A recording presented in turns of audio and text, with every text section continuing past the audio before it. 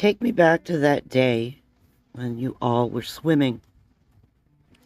My mother was with me, my daughter Summer, and Hunter was with us. Hunter disappeared into the woods. I don't know where he went. He eventually showed back up wherever he was. Everything's in slow motion now. Was he in a bathing suit? No, I think he just had on shorts and a shirt. Was Summer in a bathing suit? I actually put her bathing suit on before we left home that day. It was going to be really hot that day. So it was just something small and not so hot. Because I know how she gets too hot. What time did you get here? I couldn't even tell you honestly. I don't keep track of time. I get up in the morning, I do my thing with the kids, and we go to bed. I know I took my mom to the hospital at 8 and dropped her off. I was sitting there and Hunter called me. He asked me what I was doing, and I told him I was sitting in the hospital parking lot waiting on my mom to get done. And he said, "Why don't you all come on over?" I said, "As long as your mom says it's okay." "Seems like you guys had a falling out. What was that over?"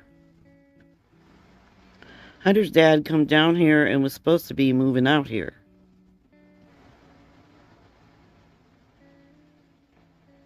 They couldn't find a place to stay or whatever.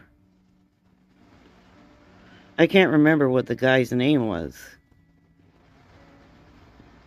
He was Mexican, I think. That Jose guy? Yeah, she wanted him to stay. And she was also staying at my house. So I said, "Well, if you're going to be with him, that's fine." Know what I'm saying? Then one day he goes, "I like chicks with dicks."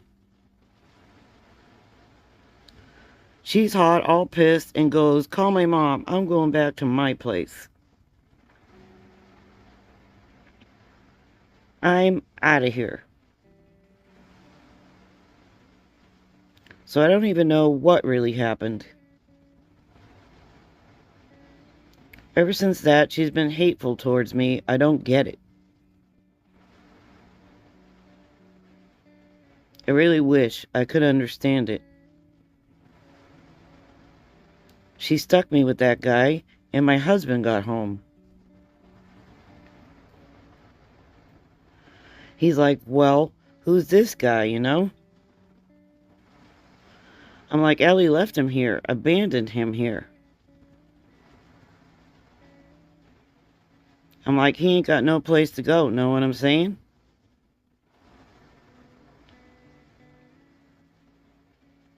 My mom took him after him and my husband got into a little squirrel.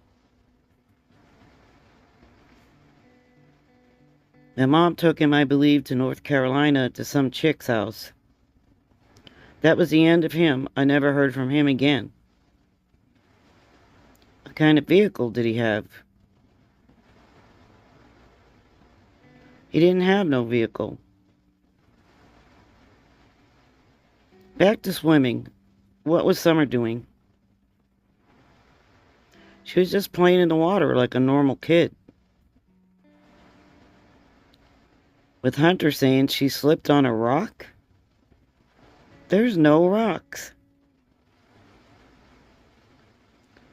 Which was confirmed by Chris of the interview room. Where did this idea that she slipped and went underwater come from? I have no idea. That just blew my mind. When she was playing in the water, I was literally taking the TikTok video. Hunter, just come up out of nowhere and he was throwing up gang signs. He got into the water and did this a couple times. She's motioning, splashing at Summer. I told him, please stop that. She doesn't like to be splashed. He stopped and he got out. I said, come on, Summer, we're going to go pick up Mom's prescription. We got into the truck and left. There's been rumors about the tea. I asked Hunter. When we first got down here, there was trash everywhere. Those teas were all over through here and everywhere. There was flowers that my mom wanted to pick. I said, Mom, don't do that. This is a state park. You'll get in trouble for that if you get caught. I'm not getting caught for that. I don't know where that iced tea come from. I know that I did buy an iced tea in town. But I bought that iced tea from my mother. The vapes that I bought were nicotine vapes from the hippie house. We went to the hospital and I picked up my mom.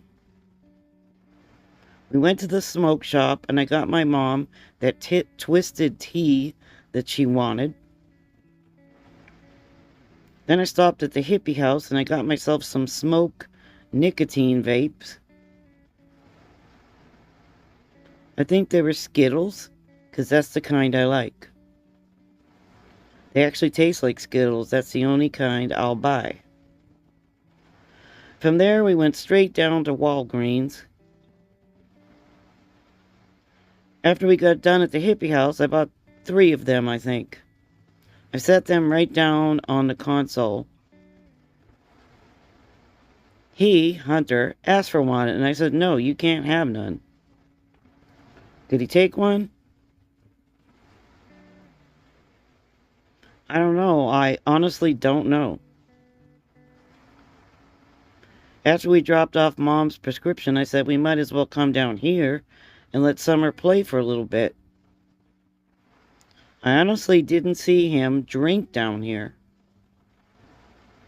I don't know what he's talking about. I honestly don't. They went to pick up Candus's prescription. They went to Sonic to buy slushies. They went to Priceless. I had to pick up a few things. I was in there maybe 5 minutes. I picked up some milk, some cheese. I don't know what else I bought. I said, Hunter, you're not coming over to the house. You're going back to your house. I took him back to his house and dropped him off. Summer was still awake when I left his house. Ellie never did walk to the truck or tried to talk to me or Summer. I tried to get Ellie to come over to the truck, but she wouldn't talk to me. I have on my phone, I can show you personally, where he has made TikToks. For him to say he don't make TikToks, I hope he gave those to officials. No, I haven't had a chance. I was going to do that Tuesday when I go back to town. I have some business I gotta take care of. Okay, explain the milk. It was sitting right beside Summer. I handed it to Hunter. He was on the outside. I said, Hunter, put this on the other side of Summer. Just put it over there. And she was sitting up. She didn't go to sleep until after we left town. Yeah, I changed her clothes because when I have the windows down, it could be 100 degrees if I don't have the windows up. Roll up the windows, Mommy. I'm cold. And she could not be cold, but I still do it. Is that part of Summer's personality? That's Summer.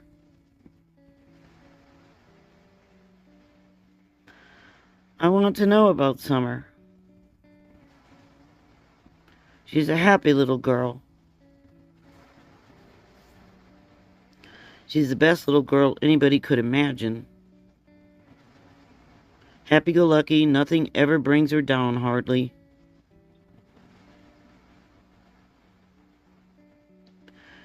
Today's a tough day for you, I can tell. Yeah, it's been tough lately. Tell me about that. Every time I look around, I see her face. I don't know what else I could tell you. Tell me about when you went home. On the way home, I looked back at Summer and she was sleeping. She had her arms up, just like this, just like the way her daddy sleeps. I wanted to catch that moment. It's just the things I do. I was like, Mom, here, hurry up, take that picture. And then she accidentally hit the video record. I was like, did you get it? And she said no. We were like 2 minutes from the house when she took her arms down. Then when we got to the house, we unlocked the gate, went up. Then I woke her up. She got up. I unbuckled her. She got out of the car. We went and got the boys out of the house to come out and help with the groceries. Who was home when you got home? My 3 sons. How old is your oldest son? He'll be 13 in September. So was he babysitting? Technically, they weren't. They were watching TV and sleeping at the same time. I was just going to run out for a second, and we didn't even plan. I didn't even plan on Hunter being with us that day. If they call me and ask me come get them, I always take them. Their mom don't do nothing with them. I just want to find Summer. I don't care about anybody's bullcrap. I want to find my daughter. That's all that matters to me. Tell me what happened after that. I bring my kids out. We unload the groceries. We all go in my house and sort out Mom's groceries. We did that, and Mom walked back across, and me and Summer put groceries away, watching TV on and off, and just chilling with the boys, hanging out. Then we decided to do some laundry. The kids got 80 pairs of pants. 80 pairs, each one of them. So doing laundry at my house is like a job. So I was doing laundry and I noticed Mom was sitting out on her step. I walked over there and was like, what's your problem? She was like, we got to get these plants transplanted into bigger pots. So I ran into the house and got Summer. I said, you want to go over and help Grandma plant flowers? She was like, pretty flowers? So we did that, and it took us a while, I don't know, like 30 to 40 minutes. We're not fast people. And Chris says, you're at Tennessee time. We got done, washed our hands real quick, and she asked Grandma for a piece of candy. Of course, Grandma gave it to her. We sat there for about 5 to 10 minutes, and Summer wanted to go back in the house with her brothers. I walked her back across where I could see her walk into my doorstep. There's a yellow scaffolding that we use for steps. put my hands on the scaffolding and said, "Boys, watch Summer. I'll be right back." I had to go over there to help my mom with her knee brace. It could have been like 5 minutes, 22 minutes, I don't know. I'm not a time person. Next thing I know, I said, "Mom, I'm going to go back over with the kids and chill or whatever." I asked her brothers, "Where's your sister? She was just right here with you." "She went to go play with her toys downstairs, Mom." "That's where our room is. That's where her toys are." After about a second, I didn't hear anything. I said, "Are you sure she's downstairs?" They said, "Yeah, Mom, she's down there playing with her toys." My boys do not lie to me. So I went around because my husband calls it a bar, but it's not really a bar. I call it a mess. I guess you could call it a bar, but we don't really drink that much. Walked around there because that's where the steps are. I said, "Summer," and she didn't answer me. "Summer, are you down there?" And she didn't answer me.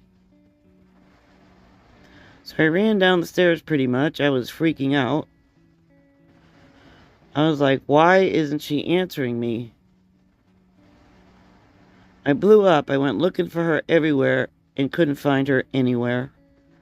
She was just gone. I sent my boys down by the creek.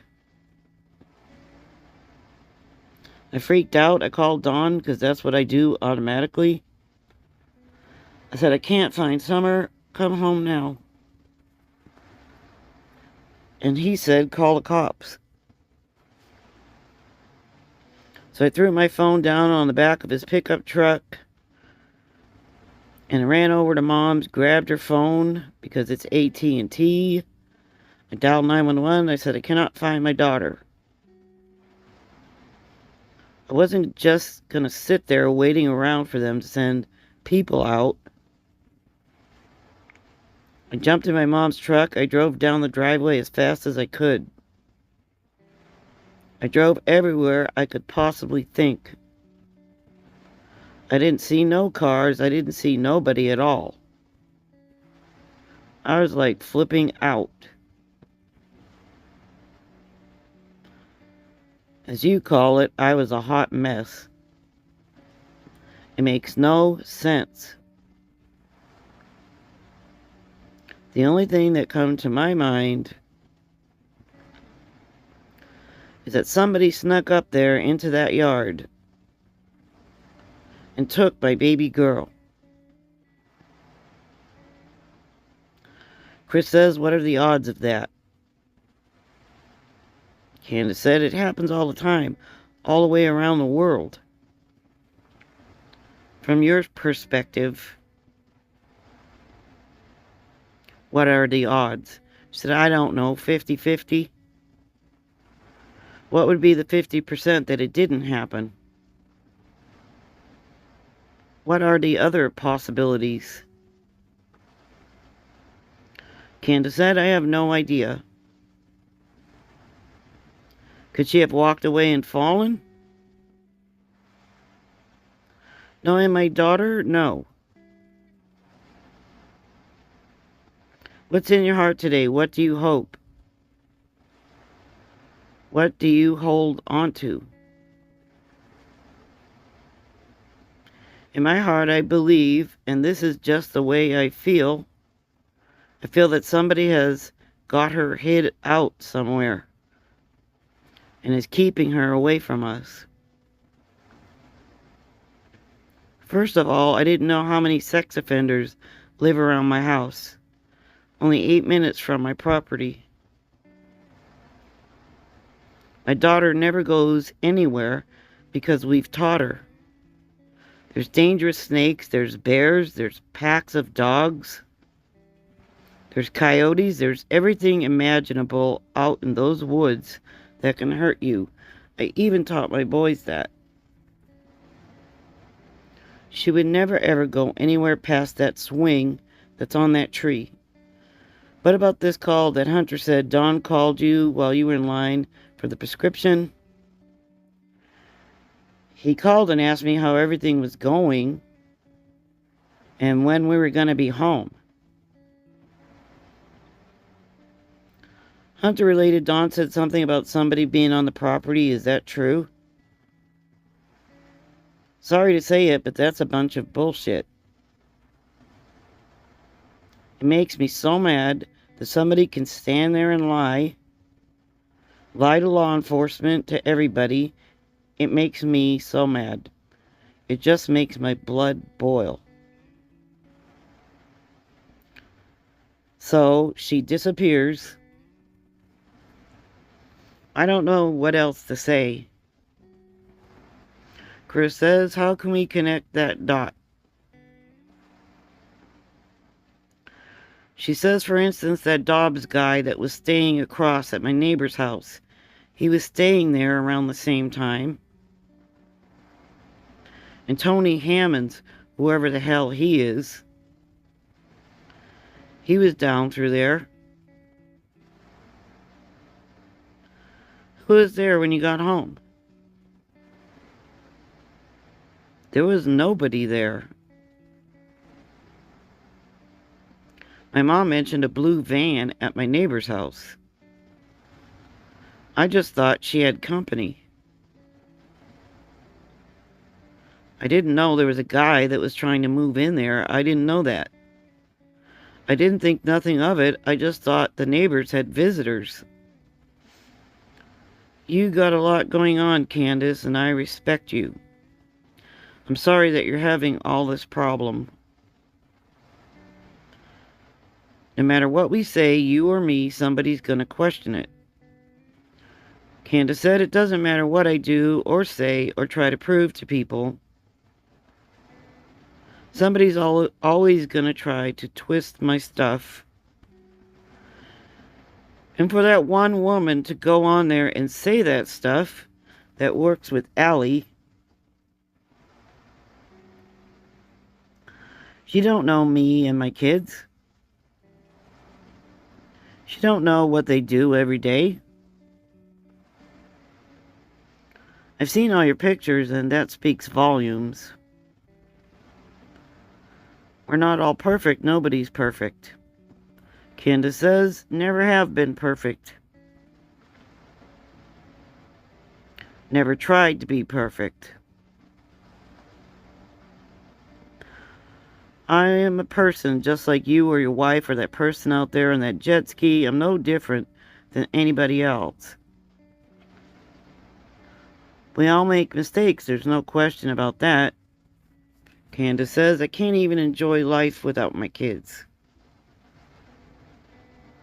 Help me understand what you mean by that. Like how these guys are out there having fun with their families and stuff. I can't even go in that water and pretend to have fun. Because what's the point? She's not here to enjoy it with. Chris says, you know, I lost a son. The depth of pain nobody understands until you've been there in that hole. Candus says, I've been in this hole twice now. Once when my mom called me and said they couldn't find my little sister Rosie. That was heartbreaking. But my daughter, that's twice as worse. You might as well just rip my chest out and throw it out there for the fish to eat, because it's worthless without her. I try to be strong for my boys. I try to have hope. I feel like everybody is against me. And Candus wipes tears. She's crying. I've never seen so much hate in my life. I don't want nobody's money. I just want my daughter. That's all I want. So Chris says, do you think you could show me where you were and where she was? She said, you mean at my house? Yeah, no problem.